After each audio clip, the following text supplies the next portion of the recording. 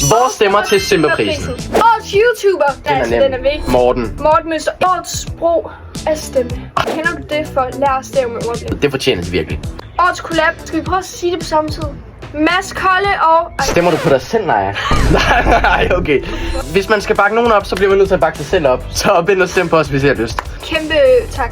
Årets content. Der vil jeg sige Cruise FIFA-turnering. Jeg synes, at det var godt lavet, plus jeg selv var med i den. Årets familievenlige creator. Mor og far mindst. Ja, enig. Der er simpelthen andre. Årets streamer, Rasmus Søndergaard, fordi der er ingen andre end ham. Årets universskive til Max og Leila med deres rejseunivers. Årets Instagrammer. Årets Instagrammer, der kan vi simpelthen ikke vælge imellem Trisse og DIY Danmark. Vi elsker dem begge to. Ja, og vi kan ikke vælge imellem de to. Årets TikToker, Camilla Barfod. Hun er god. Eller så sådan Anna Timgaard. Camilla Guldbæk. Ja! Skal vi stemme på Guldbæk? Ja. Vi stemmer på Guldbæk og Camilla Barfod. Guldbæk, skal jeg kratte dig? Skal jeg ikke kratte dig? Den sidste pris, årets content creator. Rasmus Søndergaard. Ja.